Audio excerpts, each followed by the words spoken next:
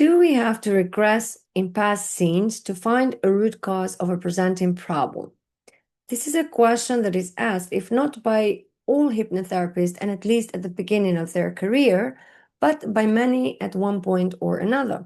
So there is a way to untangle or help someone resolve their own problem without going or needing to go to a past scenes, or as it is called, regression therapy or timeline therapy. But to move on with more insight, let's bring some clarity on the question itself, which is, do we have to go to past scenes to find the root cause of the presenting problem?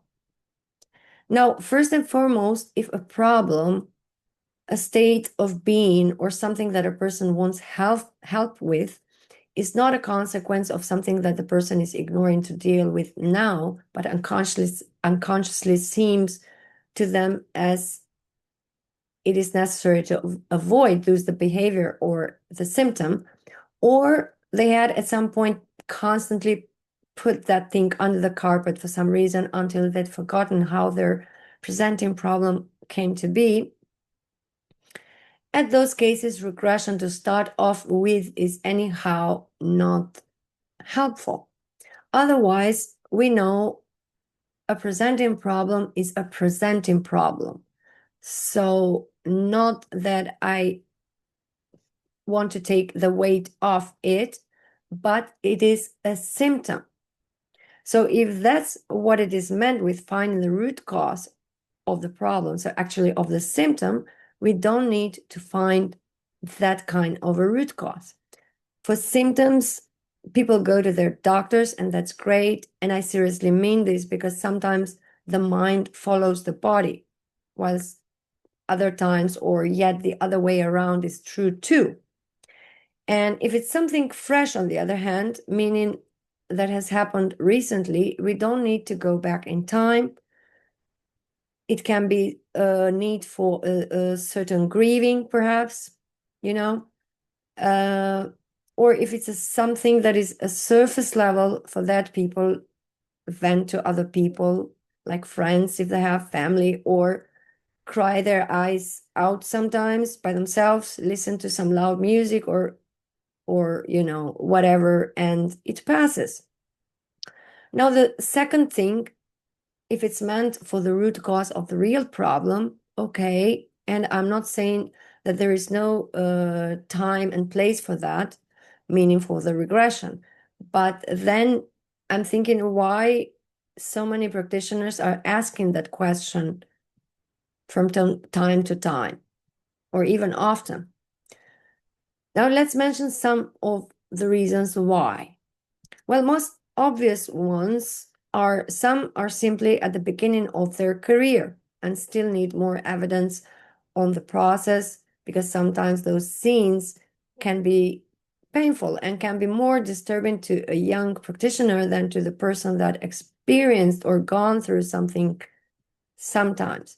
But otherwise, others have been working like this for a longer period of time. And even if it's a routine and a rewarding profession, it can be tiring. So if there is an easier way to achieve the same results or results altogether, why go through that process? And in any case, if there's a need to, so the person that is there for help with an organically engaged conversation, where you can make a distinction between surface level information and helpful ones. If need be, the person will go to any place that they can find resources to their problem by themselves, be it past or present, or even ideas about future steps, or whatever it is needed. Other reasons then could be that you want to help, for example, a family member, but you find it daunting.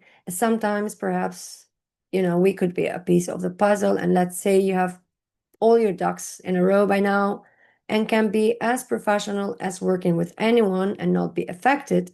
But I'm here to tell you that it is not necessary to go down a rabbit hole for much more reasons other than what I can remember mentioning, or for what we can be aware of. So, and still be able to help people resolving their own problem or problems. Now, finding the real problem usually will collapse it anyway. If we allow for that solution through clients' own cues, organically emerged, and not by intentionally using a regression in time technique. For illustration only, let's say you have lost your keys. And if you have just lost them, you may go back to the last place you think you saw them.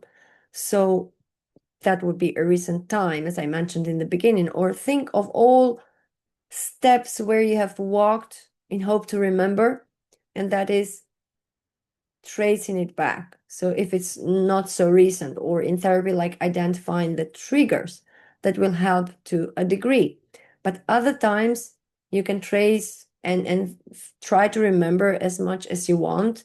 The keys will be in your busy hand, or the glasses will be on your head.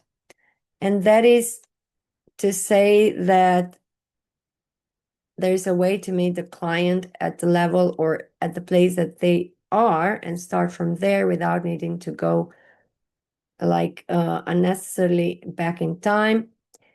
And by not doing that, you also avoid many other unnecessary things, such the possibility to start pointing fingers, because, you know, if you point fingers somewhere, it is not going to solve any problem, no matter if that is true or not.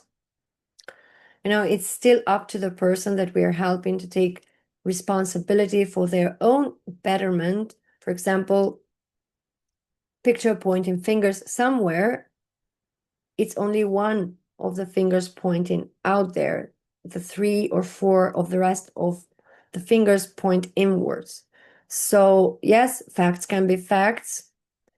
And with that, I don't mean blame ourselves, you know, or the client blame themselves, because it's equally not helpful, but take charge and responsibility to remember that we can choose differently, you know, and make it easier on ourselves and perhaps for others too. And not to go into the matter that a lot of research has been done and shown that we cannot rely on the memory really, because it is said that every time we remember something, from the point of view of the state that we are now, the original memory or the event changes. And that's why it would, you know, be helpful to change work when the person you are helping remembers themselves naturally. So that's why actually that would be helpful when they remember themselves.